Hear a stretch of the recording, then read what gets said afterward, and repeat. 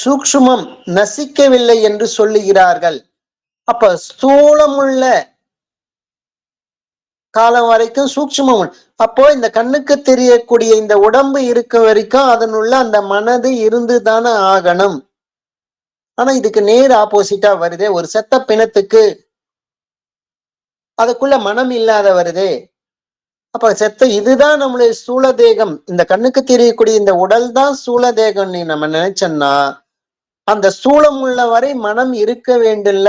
ஏன் இல்லாமல் போய் விடுகிறது? அப்ப நம்ம தவறாக புரிந்து வைத்துக் கொண்டிருக்கின்றோம்.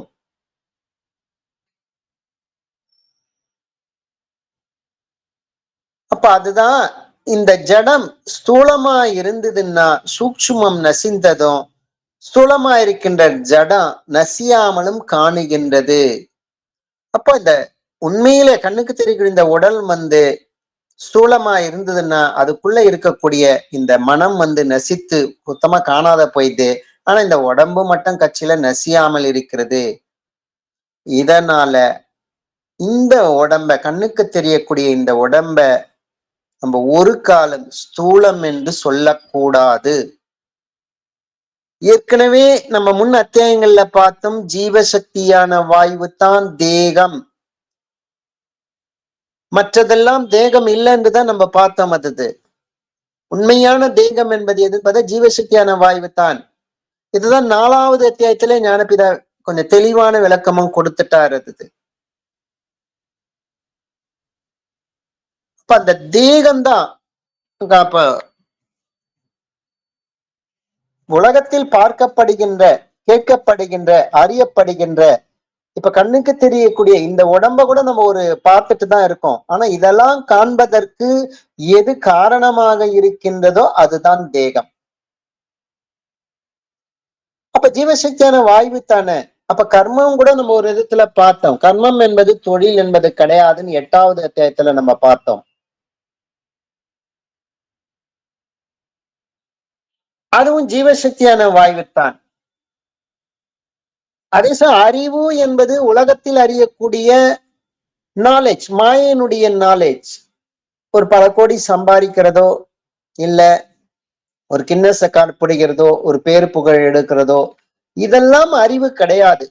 இதெல்லாம் அறிவதற்கு எது காரணமாக இருக்குதுன்னு பார்த்தீங்கன்னா ஜீவசக்தியான வாயு, அதுதான் அறிவு. அப்போ கர்மம் என்பது உலகத்தில் செயல் கிடையாதது. அந்த அனைத்து செயல்களையும் செய்வதற்கு எது அடிப்படை காரணமாக இருக்கிறதோ அதுதான் கர்மம். அதுதான் ஜீவசக்தியான வாயு. அதே மாதிரிதான் இந்த இடத்துல வருது உங்களுக்கு இது. ஸ்தூலம் அந்த ஜீவன் தான் உண்மையான பாத்தீங்கன்னா ஸ்தூல தேகம் என்பது அது ஜீவன் இதுதான் ஜீவசக்தியான அந்த வாயினுடைய நிலைத்தான் அதனுடைய நிலைத்தான் அது. அதை கொண்டுதான் வெளியில் காணக்கூடிய அனைத்து வகையான தேகங்களையும் நாம் பார்த்து கொண்டிருக்கிறோம். ஒரு கல்லையோ, ஒரு மண்ணையோ, இல்ல நம்மளுடைய உடம்பையோ, பிற ஜீவன்களுடைய உடலையோ நம்ம பார்த்து கொண்டு இருக்கின்றோம். அதை உண்மையான அதெல்லாம் பார்ப்பதற்கோ, அறிவதற்கோ, கேட்பதற்கோ எது காரணமாக இருக்கிறதோ அதுதான் உண்மையான தேகம். அதுதான் உண்மையான ஸ்தூல தேகம். அது எதுன்னு பாத்தீங்கன்னா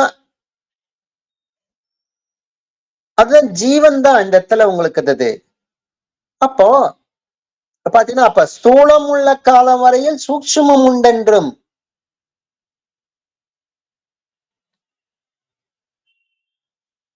அப்ப பாத்தீங்கன்னா இந்த ஜீவன் இருக்கும் வரைத்தான் மனம் என்பது இருக்கும். அது அந்த ஜீவன் இல்லைன்னா அந்த இடத்துல மனம் என்பது இருக்காது. இப்ப ஸ்தூலமல் இல்லாமல் போகும் பொழுதும் சூக்ஷ்மம் நசிக்கிறதில்லை என்று சொல்லுகிறது. நசிக்கவில்லை. அப்ப சூலம் இல்லாமலாகும் பொழுதும் சூக்ஷ்மம் நசிக்கிறது இல்லை. மனம் என்பது அந்த ஸ்தூலம் இருக்கும் வரை கண்டிப்பாக அந்த இருந்துதான் ஆகணும். ஆனா இந்த இந்த ஜடம் அந்த கண்ணுக்கு தெரியுது ஜடம் இத ஸ்தூல தேகனா இது பிணமாயிடுச்சுன்னா அதுல மனம் இருக்கிறது இல்லையே. அப்ப அது உண்மையான கண்ணுக்கு தெரியக்கூடிய இந்த உடல் ஆனது உண்மையான ஸ்தூல தேகம் என்பது அது கிடையாதது. உண்மையில ஸ்தூலம் என்று சொல்லுவது ஜீவன் தான் உண்மையில ஸ்தூல தேகம். அந்த ஜீவனா இருக்கின்ற அந்த ஸ்தூல தேகத்தில் உள்ளதாகும் அதில் தான் இருக்கிறது எதுன்னு பாத்தீங்கன்னா அந்த சூக்ஷ்மமாயிருக்கின்ற அந்த மனமானது அந்த ஜீவன்ல தான் இருக்குது. அப்ப காரணம் என்று சொல்லுவது எதுன்னு பாத்தீங்கன்னா அவ்வித்தையாய், அதாவது வித்தை இல்லாமலாகி ஒன்றும் இல்லாமல் சுழுப்தியாகம் என்று நீதானே இப்ப சொன்னது. அதாவது அந்த ஜீவன் வெளியில சக்தியாக அது சலித்த போது அந்த சக்தியில் உண்டான அந்த அகங்காரத்திற்காகும் மாயை என்று பெயர். அதுதான் காரண தேகம் என்று சொல்வது. அகங்காரம்தான், அகங்காரத்திலாக அந்த மாயை என்று பெயர். அந்த மாயையாகும் ஒன்றுமறியாத சுழுப்தி என்று 7ஆம் அத்தியாயத்தில் விவரிக்கப்பட்டிருக்கிறது. அதுதான் 7ஆம் அத்தியாயத்திலே ஞானபிதா நான் எனும் அகங்காரத்திற்குரிய சொப்பனம் சுழுத்தி ஜாக்கிரதை இந்த 3 நிலைமைகளை அவர் விவரித்து கூறினார். அதுல யாதொன்று இல்லாதாகின்றதோ அது மாயை. அப்ப அந்த ஜீவன் இல்லாமல் போகின்ற நிலைமைக்கு ஆகிறதா அதுதான் மாயை. ஜீவசக்தியான வாயு அது இல்லாமல் கொஞ்சம் கொஞ்சமாக நம்ம அறியாமையில நசித்து போய்கிறது தான் அறியாமை என்று சொல்லுவது. அதுதான் அந்த நிலைதான் தூக்கத்தில் இருக்கின்றோம் என்று சொல்லுவது. அதுதான் 7ஆவது அத்தியாயத்துல ஞானபிதா விவரமாக சொல்லி இருந்தாரு. அப்ப இந்த ஜடத்துக்கு இந்த சூலம் என்று சொல்வதற்கான காரணம் இந்த சூலமாகிய இந்த ஜீவனை அறியாததாகும். அப்ப இந்த உலகத்துல இந்த கண்ணுக்கு தெரியக்கூடிய இந்த ஜடத்துக்கு ஸ்தூலம் என்று சொல்வதற்கான காரணம் என்னன்னு பாத்தீங்கன்னா அதுக்குள்ள அந்த இருக்கிற அந்த ஜீவனை அந்த ஜடமானது அறியாமல் இருக்கிறது. அதை தனக்குள்ள காப்பாற்றிக் கொள்ள தெரியாமல் அதில் இருக்கின்ற அந்த நிலைமை அதுதான் மாயையினுடைய நிலைமை. இந்த உடம்புக்கு இந்த அறிவு அது விரயம் செய்தியே அது பழக்கப்பட்டதால அது ஜீவனை அறியாமல் இருக்கின்ற நிலைமையில இருக்கிறது. உண்மையில இந்த உடம்பு அறிந்திருந்தது என்றால், ஒரு ஜாக்கிரத நிலைமையில இருந்தது என்றால் அது ஜீவனை தனக்குள்ளேயே அது தக்க வச்சுதான் இருந்திருக்கும். அது இல்லாத அந்த சுழுப்தி என்ற அந்த தூக்க நிலையில இருக்கிறதால தான் அது ஜீவனை அது அறியாமல் அந்த நிலையில இருக்கிறது. அப்ப இந்த ஜடத்திற்கு இந்த ஸ்தூலம் என்று சொல்வதன் காரணம் அந்த ஸ்தூலமாகிய அந்த ஜீவனை அறியாமை நிலைமையில அது இருக்கிறது. அது எந்த விதம்னா அதுக்குதான் ஞானபிதா ஒரு உதாரணம் மூலம் நமக்கு தெளிவுபடுத்துறாரு. ஒரு துணி, ஒரு வஸ்திரம் எடுத்துக்கணும். அந்த வஸ்திரத்தினுடைய 2 பக்கங்களிலும் ஒரு கனமான பசை, அந்த வஸ்திரம் என்று தெரியாத அளவுக்கு மேல ஒரு சாதாரண பெயிண்ட் அடி மாதிரி ஒரு பசைய நல்லா தேய்த்து அதை நல்லா உலர்த்தி காய வச்சுட்டேன்னா அப்ப அந்த உலர்த்தி தேய்த்து காய வைத்தவனுக்கு தவிர மற்றவங்களுக்கெல்லாம் அதை பார்த்தனா எப்படி தெரியும்னு பாத்தீங்கன்னா அதுக்குள்ள துணி இருக்குதுன்னு அவங்களுக்குள்ள தெரியாது. அது ஏதோ ஒரு பசை, அது ஏதோ தேய்த்து உலர்த்தி வச்சிருக்கு அப்படிதான் அவங்களால சொல்ல முடியும். அப்ப அந்த மாதிரி ஒரு பசை தேய்த்து வைத்துள்ள ஒரு வஸ்துவின் பேர்ல அது மேல ஒரு ஒரு பலவித வர்ணங்களால ஒரு சாயத்தால ஒரு படம் வரைஞ்சி அதுல ஆகாசம் இருக்கிற மாதிரி, பூமி இருக்கு, சமுத்திரம், மனிதன், மிருகம், மரம், பட்சி, ஊர்வன, இந்த மாதிரி என்னென்ன இந்த உலகத்தினுடைய படைப்புகள் இருக்கிறதோ அது மொத்தத்தையும் ஒவ்வொரு சித்திரமாக அதில் வரைந்து வரைந்து வச்சிடறோம். அதுல அந்த சிருஷ்டிகள்ல மிருகம், பட்சி, ஊர்வன மற்றும் சொல்லி வருவர்களுக்கு அந்த மாதிரிலாம் நம்ம சொல்லிட்டு வரணுமே. ஒரு மனிதர் என்று நம்ம அபிமானித்து நம்ம தான் மனிதர்கள், மற்றவர்கள்லாம் மிருகங்கள், பட்சி இனங்கள் அப்படின்னு சொல்லிட்டு நம்ம ஒரு அபிமானத்துல நம்ம சொல்லிட்டு இருக்கிறோமே. அந்த மாதிரி நிலைமை நம்ம மனிதர் என்று அபிமானித்தவர்கள் நமக்கு அந்த மாதிரி ஒரு நிலை இருக்குது அல்லது உண்மையில நம்ம மனிதராகவில்லை. ஆனால் நம்ம தான் மனிதன் சொல்லிட்டு அபிமானித்து மற்றவர்கள்லாம் நமக்கும் கீழானவர்கள் நம்ம அபிமானித்து கொண்டிருக்கிறோமே. அப்போ நமக்கும் ஒரு வஸ்திரம் நம்ம வஸ்திரம்னா நம்மளும் ஒரு தனிப்பட்ட முறையில துணி ட்ரெஸ் பண்ணிக்கிறோம்ல, ட்ரெஸ் போட்டுக்கிறோம்ல. அபிமானித்து வர்றதால, நம்மளும் ஒரு ஆடை அணிந்திருக்குல்ல. அப்ப அதுக்கு என்ன பண்ண பார்த்தீங்கன்னா, மேற்சொன்ன அந்த பசை, அந்த உலர்த்திய அந்த வஸ்திரத்தின் மீது மனிதர் என்று அபிமானித்தவர்களுடைய ரூபத்தை அதிலேயே நம்ம வரைஞ்சிருக்கிறோம். அப்ப அந்த வரைந்த அந்த மனிதனுக்கு ஒரு வஸ்திரம் கட்ட வேண்டும். ஒரு துணி கட்டணும். அப்ப அதுக்கு என்ன பண்றேன்னா, அந்த வேற ஒரு கலர்ல ஒரு சாயத்த துவச்சு, அந்த ம ம மனிதர்களுக்கு ஒரு ஆடை போட்டா மாரி ஒரு சித்திரத்த நம்ம வரையறணும் உங்களுக்கு அது.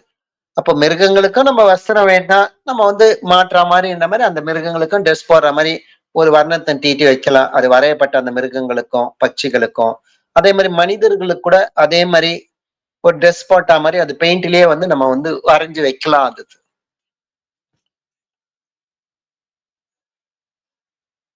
ஆனா உண்மையில பார்த்தீங்கன்னா, அந்த இடத்துல வஸ்திரம் என்றது எதுன்னு பார்த்தீங்கன்னா, அந்த இடத்துல அந்த வரையப்பட்ட அந்த பெயிண்ட் தான் நம்ம வந்து வஸ்திரம்னு சொல்றோம். ஆனா உண்மையில அது வஸ்திரம் கிடையாது. அது வெறும் பெயிண்ட் தான். சாயம் தான் அது. ஆனா, அதுல பார்த்த உண்மையான வஸ்திரம் எதுன்னு பார்த்தீங்கன்னா, முதல்ல ஒரு துணி எடுத்து அது மேல ஒரு பசை தடவி, அந்த துணியே தெரியாமல் இருந்து, அந்த பசை தடவி, அந்த பசை மேல தானே பல வகையான சித்திரங்கள நம்ம வரைஞ்சு வச்சிருக்கோம். அந்த சித்திரங்கள் வரையப்பட்ட அதுக்கு அந்த பெயிண்ட்டுகளுக்கு அதுக்கு போடப்பட்ட ட்ரெஸ் மாரி தானே பெயிண்ட் வரைஞ்சிருக்கோம். அந்த பெயிண்ட்ட தானே நம்ம ட்ரெஸ்ன்னு சொல்றோம். அதுதானே துணின்னு நம்ம சொல்றோம் அது. உண்மையான துணியான்னு பார்த்தா அது கிடையாது. உண்மையான துணி என்பது அது எல்லாத்துக்கு பின்னாடி அந்த பசைக்கு பின்னாடி சித்திரங்களுக்கு பின்னாடி இருக்கக்கூடிய பசை, அந்த பசைக்கு பின்னாடி மறைந்திருக்கக்கூடிய அந்த துணி தானே உண்மையான வஸ்திரம். ஆனா அந்த உண்மை வஸ்திரத்த நம்ம வந்து உண்மைன்னு நம்ம அறியாம அந்த வரையப்பட்ட சித்திரங்களுக்கு உடைய அந்த வஸ்திரத்தை தான் நம்ம வந்து உண்மையான துணி என்று நாம் நம்பிக்கொண்டிருக்கின்றோம். அதுதான் ஒரு மாயையினுடைய இது ஒரு தோற்றம் இது. அப்ப அந்த உண்மையான வஸ்திரத்தை நம்ம காண வேண்டும்னா, அதன் பேர்ல பூசியுள்ள அதனுடைய பசைய நம்ம போக்க வேண்டும். அப்ப அந்த பசைய போக்கினால அதன் மேல் எழுதியிருந்த அந்த சித்திரம் எல்லாமே காணாம போயிடும்.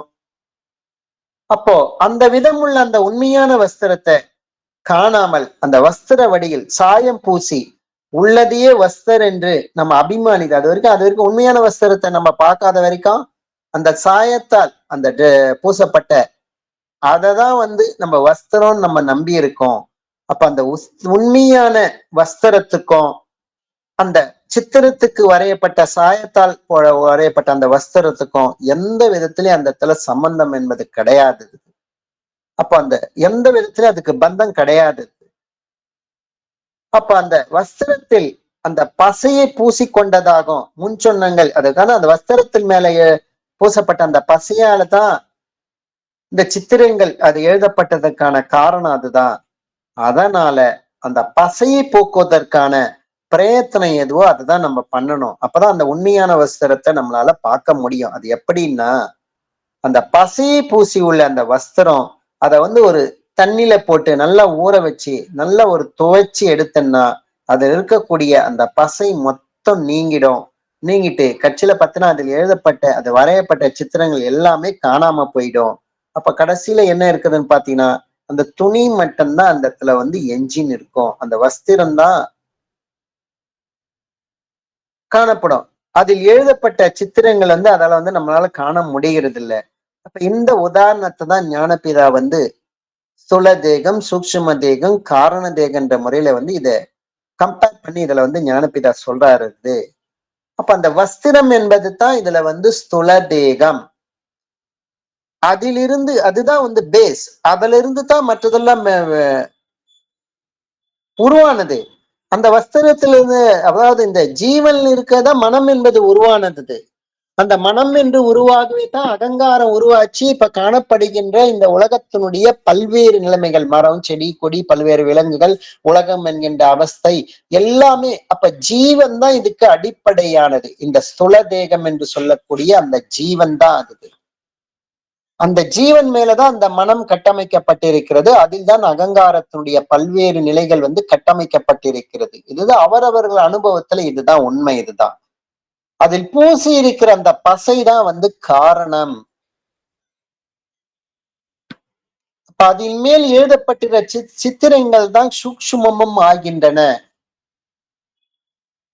அப்ப இந்த இடத்துல இவ்விதத்தில் தான் அந்த தானாய் இருக்கின்ற அந்த ஜீவன், அந்த வஸ்திரமாயிருக்கின்ற அந்த ஸ்தூலமும், அந்த ஜீவனின் அந்த ஜீவனுடைய அந்த ஒவ்வொருடைய ஜீவன்லயும் அது சலனத்திலிருந்து உண்டான யாதொன்றும் அறியாமல் சுழுப்தியாய் மாயையாய் இருக்கின்ற அகங்காரம். அப்ப இந்த இடத்துல யாதொன்றும் அறியாமல்னா அந்த மாயையான அகங்காரம் தான் உற்பத்தியான அந்த ஜீவனை அது அறியாமலேயே அது இருக்கிறது. அது உண்மையில அறிஞ்சிருந்தா அது ஜீவன் அது விரயம் செய்யாதது. அந்த அறியாமை தான் இந்த இடத்துல பாத்தீங்கன்னா அது மாயையாக வெளியில காண்பதுதான் ஜீவன் தான், தான் உற்பத்தியான ஜீவன் தான் நித்தியமான வஸ்து, மற்றதெல்லாம் அப்படின்னு அனித்தியன்றது அந்த மாயையில அது உணர முடியறது இல்லை அந்த அகங்காரத்தால. அந்த அறியாமை தான் இந்த இடத்துல பாத்தீங்கன்னா காரணம் தேகம் சுழுப்தியாக இருக்கக்கூடிய அந்த தூக்கம் என்ற நிலைமையில கூட அதுதான் காரணம் என்பது. அப்ப அந்த மாயா இருக்கின்ற அந்த அகங்காரம் அந்த வஸ்திரத்தின் மேல பூசி இருக்கின்ற அந்த பசை அதுதான் அந்த மாயான அகங்காரம் அதுதான் காரணம் என்று சொல்றது இந்த இடத்துல அதுதான். அப்ப ஜீவனுடைய அந்த சலனத்திலிருந்து உண்டான அந்த மனமானது காரணமான அந்த பசையின் மீது வைக்கப்பட்ட அந்த சித்திரங்கள் தான் சூக்ஷ்மமும் ஆகிறது. அப்ப அதில் வரையப்பட்ட அந்த சித்திரங்கள் தான் அதுதான் மனம் என்று இந்த இடத்துல வருது உங்களுக்கு. அதுதான் சூக்ஷ்மம் என்பது.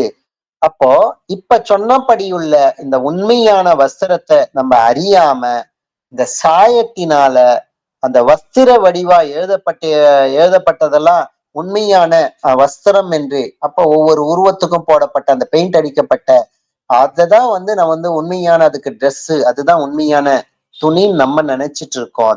இதுக்கெல்லாம் என்ன காரணம்னு பாத்தீங்கன்னா நமக்குள் இருக்கக்கூடிய அந்த அகங்காரத்தின் நிலைமையாலதான் நம்ம உண்மையை நம்ம அறிய முடியறது இல்ல. அந்த பசையாகி அந்த அகங்காரம் அந்த துணிமேல் பூசப்பட்ட பசையாகி அகங்காரம் அதே மாதிரிதான் அந்த ஜீவன்ல எப்ப அந்த அகங்காரம் என்பது இருக்கின்றதோ அதுவரை பார்த்தீங்கன்னாலே அந்த மனதினுடைய கேட்பது காண்பது அறிவது எல்லாமே நம்ம உண்மை உண்மை உண்மை உண்மை என நம்பிக்கொண்டிருக்கின்றோம்.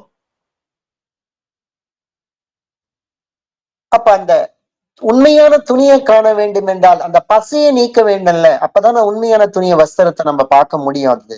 அப்போ அகங்காரத்தை நாம் எப்போது முழுவதுமாக நீக்குகின்றோமோ அப்பதான் பாத்தீங்கன்னா உண்மையான அது ஜீவனை நாம் நம்மளால உணர முடியும். அந்த ஸ்தூல தேகத்தை அப்பதான் அது உணர முடியும்.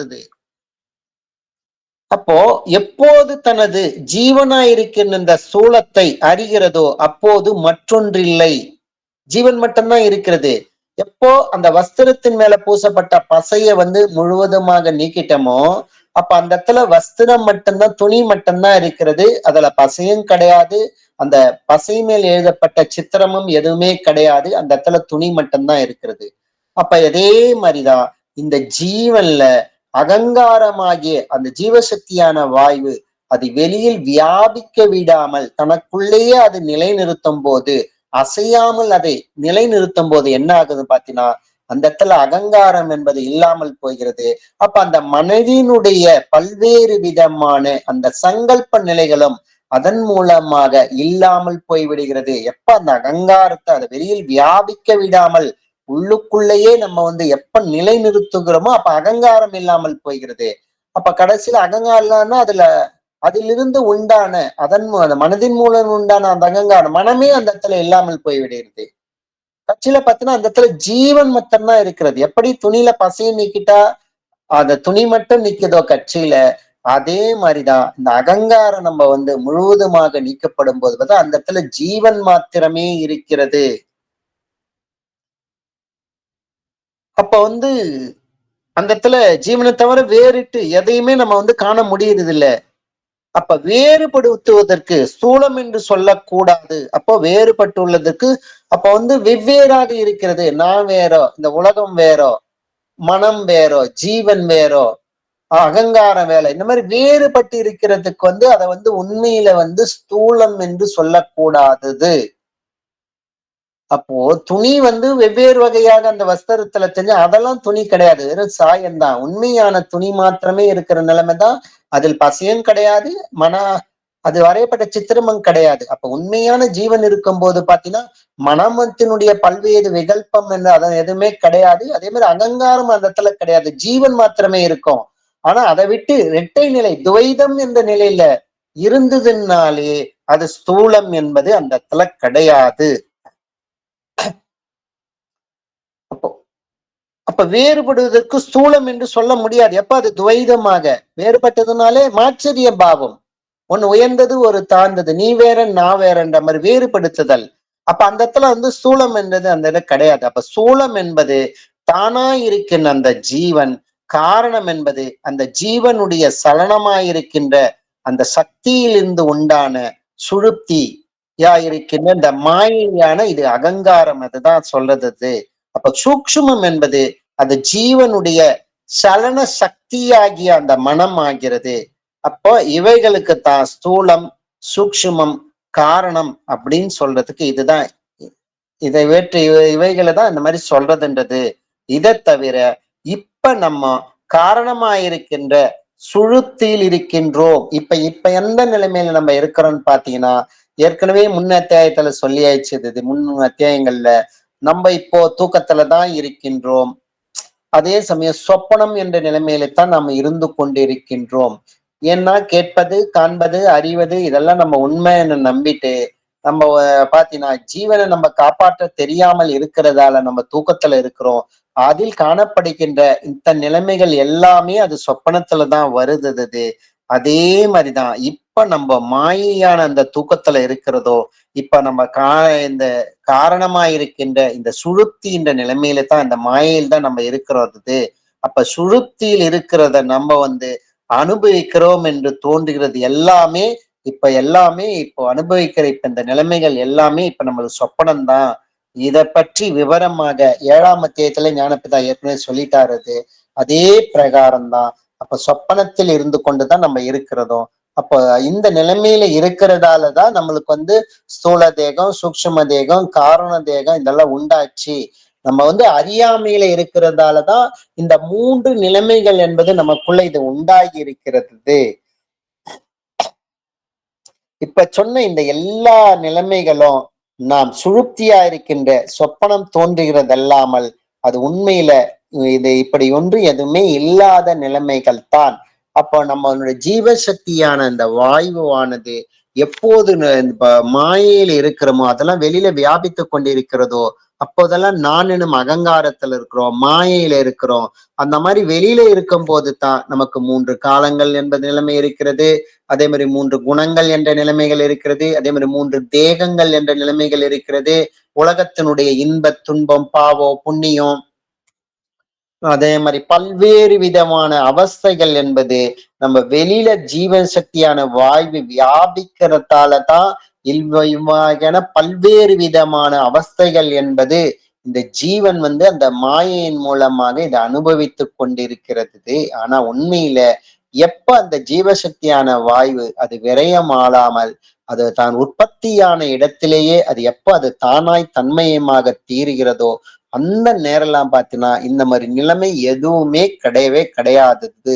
அப்போ குணங்களும் கிடையாதது, 3 தேகங்களும் கிடையாது, 3 காலங்கள் கிடையாதது.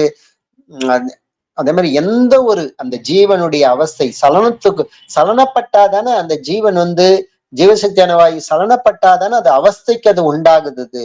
அப்ப அந்த சலனம் இல்லாமல் இருக்கும் போதுதான் எந்த விதமான ஒரு அவஸ்தையும் இல்லாத நிலைமைக்கு அது அந்த ஜீவன் எப்ப நம்ம உள்ள போயிட்டோமோ தானாய் தன்மயமாய் தீருகிறோமோ அப்ப பாத்தீங்கன்னா அந்த நிலைமை தானாய் அதுதான் அந்த ஜீவன் அசையும் போதுதான் அது ஜீவன் ஆகிறது. அசையாமல் இருக்கும் போதுதான் அது அது வாயு ரூபிலிருந்து அது ஆகாசம் என்ற நிலையை அடைகிறது. அதிலிருந்து அக்ஷரம் என்ற ஆரம்ப நிலையிலேயே போய் சேர்ந்து விடுகிறது. அப்ப எங்கிருந்து அந்த ஜீவன் புறப்பட்டதோ அதே இடத்துக்கு மீண்டும் போய் சேர்வதற்கான நிலைமையில இருக்கும் போது பாத்தீங்கன்னா மீண்டும் போய் சேர்ந்துடுச்சுன்னா அப்ப எந்த விதமான இந்த உலகத்தினுடைய மாயையினுடைய அவஸ்தை என்பது அந்த கிடையாது. அந்த இடத்துல அந்த வெளியில வியாபித்தால்தான், அப்ப அறியாமையில் இருக்கும் போதுதான் அந்த நிலை அது. அப்ப அறிவாகி அந்த ஜீவசக்தியான வாய்வை அது அசையாமல் நமக்குள்ளே நிலைநிறுத்தும் போதுதான் இந்த மாதிரி எந்த ஒரு நிலைமையும் இல்லாத நிலைக்கு நம்ம வருவோம். அப்பதான் வந்து நமக்குள்ள அந்த கைவல்யம் என்ற ஒரு நிலை வந்து நமக்குள்ள ஒரு சித்திக்க மதது. அததான் வந்து ஞானபிதா இந்த 11வது அத்தியாயத்துல நமக்கு வந்து தெளிவுபடுத்துறாரு. இதனுடைய தொடர்ச்சியை வந்து நாளைக்கு வந்து நித்தியா நித்திய வஸ்து விவேகம் இதை பற்றி நாளைக்கு வந்து நம்ம பார்க்கலாம். அதுல இப்ப யாராவது ஏதாவது கருத்துக்கள் இருந்தால் கூறலாம், ஏதாவது கேள்விகள் இருந்தாலும் கேட்கலாம்.